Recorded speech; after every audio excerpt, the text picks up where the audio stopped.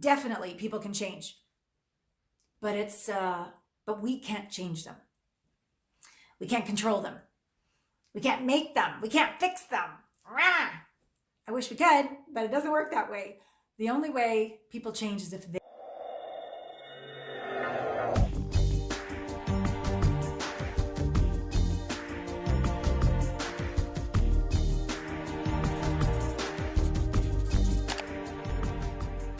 Can people really change? Allana Pratt here, your intimacy expert and host of the podcast, Intimate Conversations. Yes, definitely people can change, but we can't change them. We can't control them. We can't make them. We can't fix them. Rah! I wish we could, but it doesn't work that way. The only way people change is if they want to change. I remember my sweet dad. We had just such a wonderful conversation over my birthday last weekend. As I grew up, he had his own inner demons, and he was a pharmacist and had access to all of these drugs, and he used them. And I just thought he was weird and crazy, and some days would not be so nice, and other days he'd be like really super awesome. And then as I grew older, I understood what was going on. There was drugs, there was also alcohol.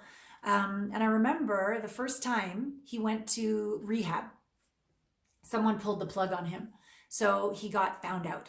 And I think, obviously, you do your best every time. But because it was someone made him do it, someone tried to change him and send him to rehab, he never fully owned it. And he went back. Yeah, he went back to the drink. No, did he go back to the drinking? I think he went back to, he didn't go back to the drugs, but he went back to the drinking. I don't know. He went back to something and he ended up in rehab again, but this time by his own choice. And something changed. He really did forgive himself. He really did take ownership. He really did go through his 12 steps and he really owned it. And now he's been dry for like decades. He drinks a lot of coffee, but he's present.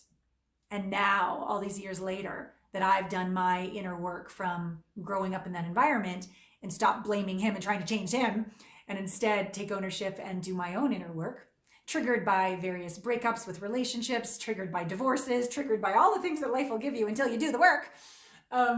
We finally had this beautiful conversation and I let go of needing him to make me feel safe. That's what I just needed my whole life. I just let it go and just let him be him, while simultaneously being brave and being vulnerable.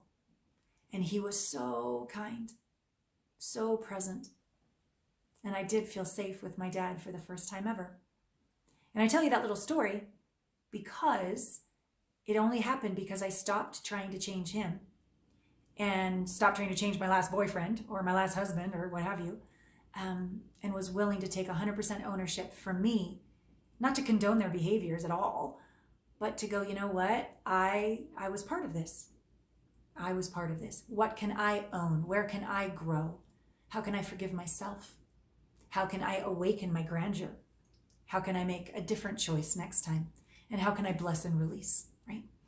So I would encourage you not to try to change anybody because it's not going to work. And it's going to push them away and it's going to create great unrest in your relationship. And instead, you can certainly inspire them to be their best self, but to take full ownership for yourself. I remember in a recent interview, it's not out yet at the time of recording this interview or this video, but it's the amazing Kimberly and Foster Gamble.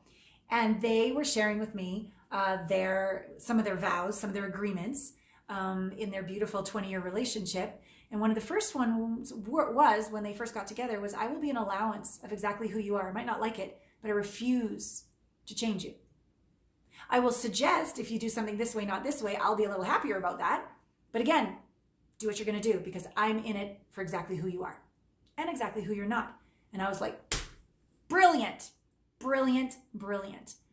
And so sometimes when we're in a new relationship, we think we know who they are and then they show a new behavior and we said we were an allowance, but now we're just like, oh, I'm an allowance of that, but not allowance of that. And you need to be able to make that brave choice to say thank you, but no thank you.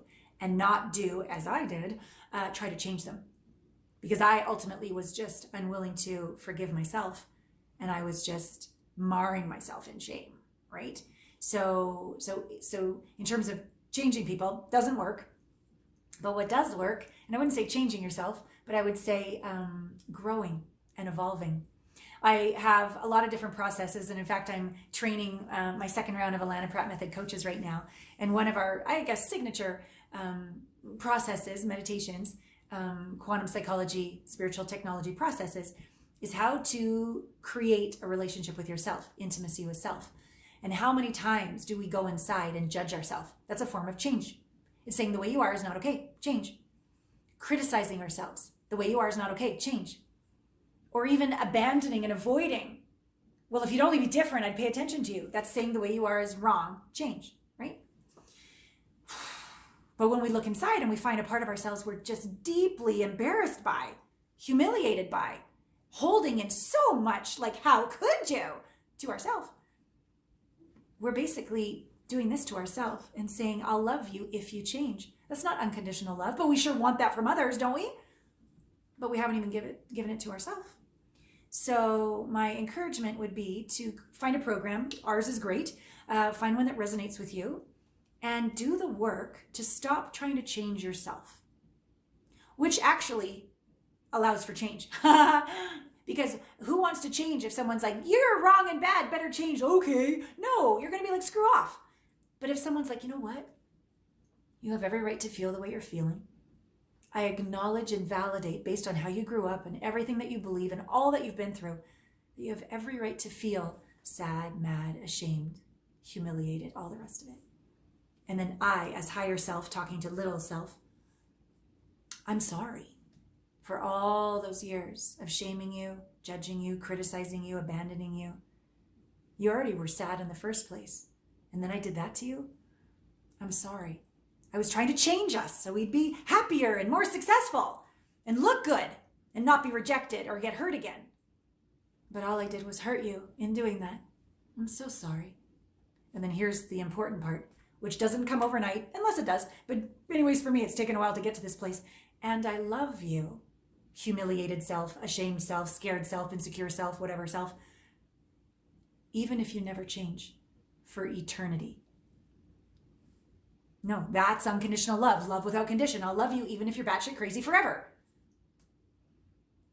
And when that happens, and that self who's been so judged for so long inside, really? You'll love me even though I'm really, really, really scared and insecure? Really? And you, as your higher self, practicing true unconditional love, yeah, even if everyone else rejects us, I'll stop rejecting you. And I won't reject you for eternity. Something inside goes, it rests, and then it connects. It communes. There's alignment. There's a coming home. There's a collapsing of that identity or integrating that wound. And everything gets very quiet and whole from the inside out. And then in the world, while you prefer people to be a certain way, you don't need them to be a certain way in order to be okay on the inside, because you're already okay on the inside. And then you can, as in that wonderful interview with Kimberly and Foster, they have this beautiful way you'll hear in the interview of saying, you know, I love you and you never need to change. And when you do, and they have some really hysterical examples in the interview, it kind of makes me feel gross, or it makes me feel scared, or it makes me feel whatever. I would love it if such and such would occur, but ultimately, I love you for exactly who you are. Do what you want to do.